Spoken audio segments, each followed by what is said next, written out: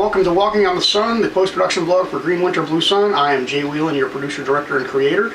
Welcome to vlog 3, and we've got some exciting stuff to report this week before we head to our guest. First off, we have our first action figure. Right up there is Chief Pulaski in action figure form. We've also got t-shirts in. So that's some exciting stuff to report. Likewise, our website will be going live next week at greenwinterbluesun.com. So be sure to check that out. We'll be posting that on Facebook once it goes live and all finished up and ready for you guys to check out. A couple other things. So we've booked our 4th convention for the summer. We'll be heading to Geek Out in June, In Conjunction in July, Gen Con in August, and the Imaginarium in October. So be sure to check us out, mark us down on your calendars, come out and see us. We'll be hosting a panel talking about the process of making a web series and what it took to get everything ready to go for this project, as well as answering any questions you may have. Also, we'll be sitting on other panels, and we'll have a table set up at a couple of these conventions, so be sure to swing by and pick up your merchandise and sign up for a possibility to win some free swag. Alright, so let's get started with our guests, so come this way. Hey everyone, welcome to Walking on the Sun, the post-production vlog for Green Winter Blue Sun. So, wanted to show the swag, courtesy of our co-executive producer, Jimmy Miller. First round of t-shirts, Chief Pulaski, for the freedom! Also, we've got this lovely guy right here. I'll let go with my microphone. This lovely guy right here. Take a look at that. Our first action figure collectible, prototype, if you will. So we've got that out of the way. Let's get started. So we're sitting in here with Patrick Alred, not Alfred, not Alfred, not Alfred, not Alreed. These are a lot of common mistakes people make with my last name, but yeah, Patrick Alred. Not Alfred. No. Nope. Not. We're not doing The Handmaid's Tale. No. So Patrick is a outstanding performer, actor on both stage and screen. Heard you got something coming up kind of interesting in the summer. Some Shakespeare. What's going on with that? Yeah. I'm really happy to be making my outdoor Shakespeare debut this summer at Ratcliffe City Park, doing a Midsummer Night's Dream. I get to play the Fairy King Oberon, and should be a great time. I'm ready to get to work rehearsing, but I am here for Green Winter right now. So we gotta give them the lowdown here. All right. So we just, as everyone knows, we just finished up filming on the proof of concept, which was a brutal shoot. Not that it was a bad shoot. It was just cold. We went through all extremes. We could see our breath on the interior scenes.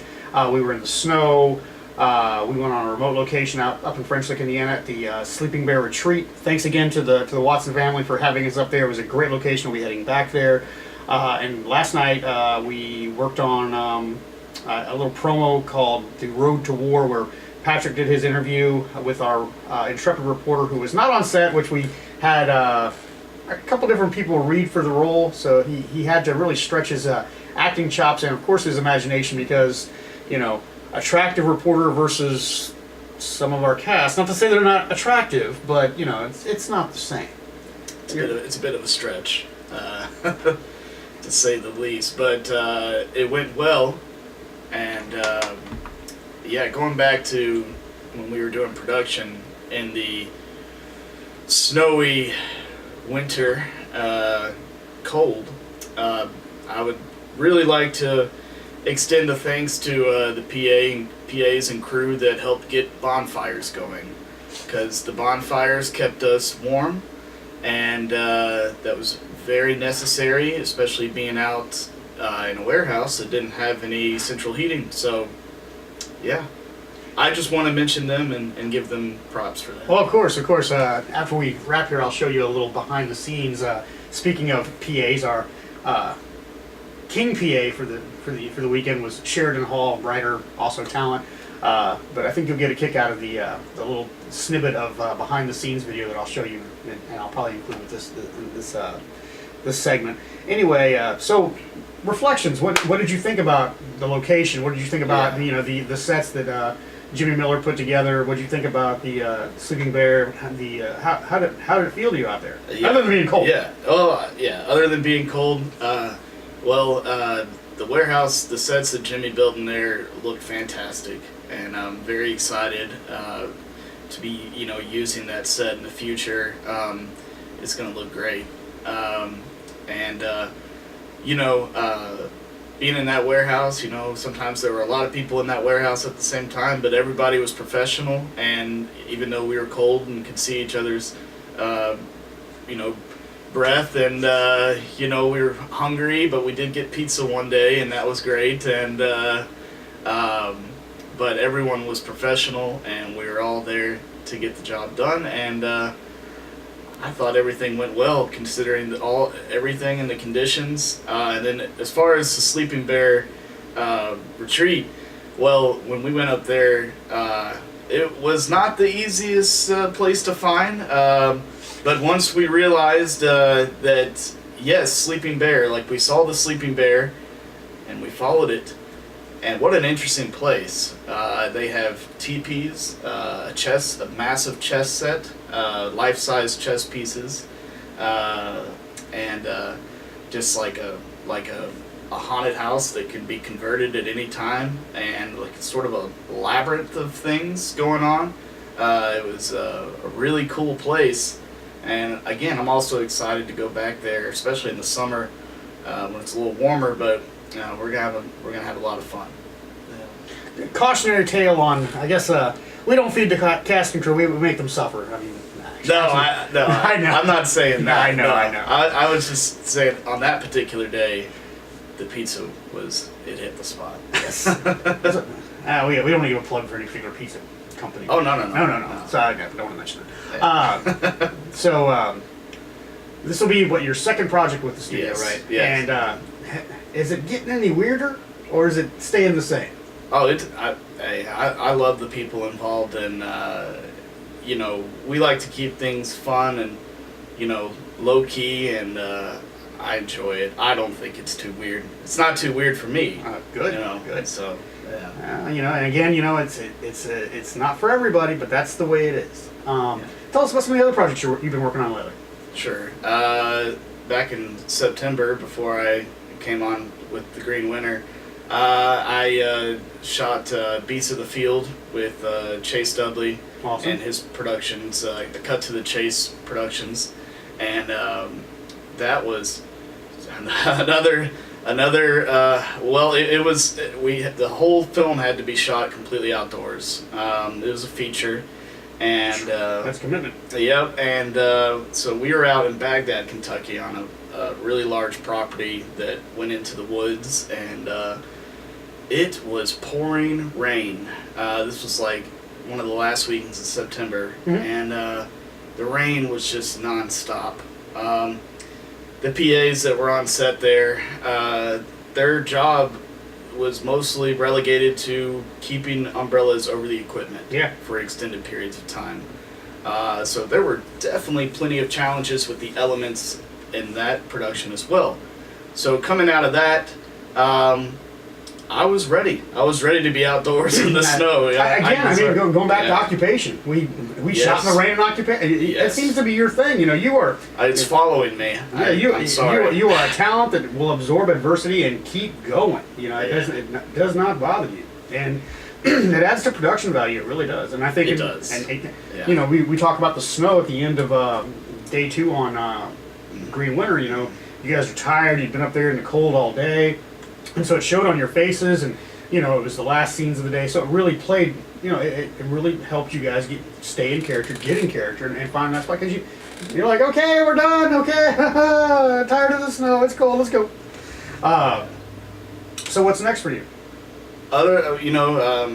Outside of the Shakespeare, doing the outdoor Shakespeare show, Midsummer Night's Dream. By the way, I forgot to say, it's the Hardin County Playhouse. They're actually based in E-Town, but the show will be at Radcliffe City Park. So, get your tickets. Yes. Actually, I believe it's... Again, I've just been cast like a few days ago. I do believe it's free to come to the park. Ah, there you go.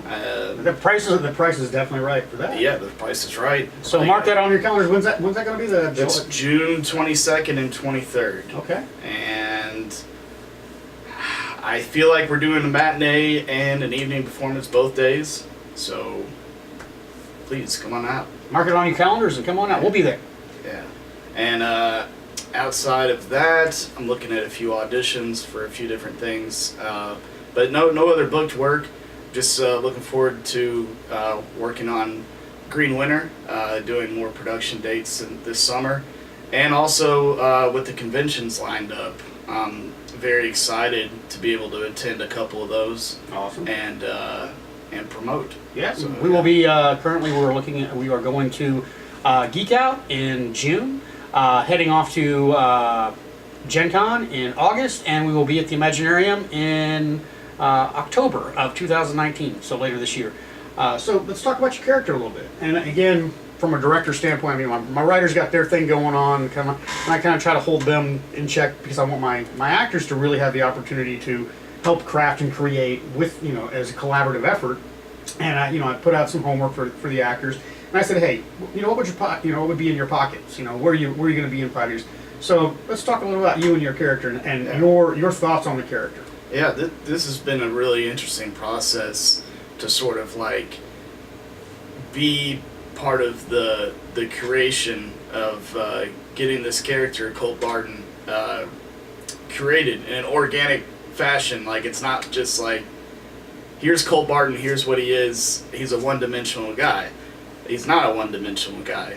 He's got a lot of different facets to his background and his outlook, and I have really enjoyed just being able to contribute into my feelings about his background, and I enjoyed doing the questionnaire and the homework, and really just trying to think of a character who would be living in this this universe, as basically a career soldier who has come from a family that didn't actually give him a lot of attention and a lot of credit for anything that he did in life, and he's now found a family in this crew led by Chief Pulaski, and this is really, it's really interesting. We discussed last night actually how each of these characters, some of their traits and some of their flaws. These are not perfect characters, of course. Nobody's perfect, but Colt Barton, he's a guy that he puts up a front. He puts on this harsh exterior and likes to joke around and act like nothing really bothers him or matters, but in truth, he has a good heart and he does care. Interesting insight. Yeah. Well, we'll wrap this up for the this episode of Walking on the Sun. Anything you'd like to add? Anything you'd like to say about where we're going, what we've done, what you've seen?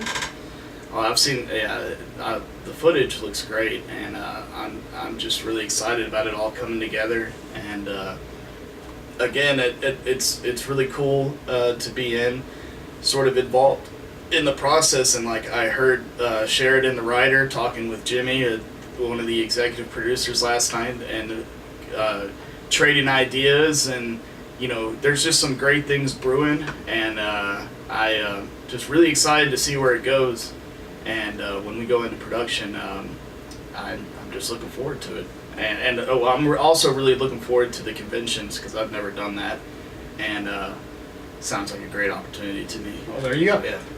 I want to thank Mr. Patrick Alred for sitting in with us today on Walking on the Sun. This is Jay Whelan, your producer, creator, director for Green Winter Blue Sun. We want to thank you for tuning in, and we'll see you soon. And thanks again, Pat.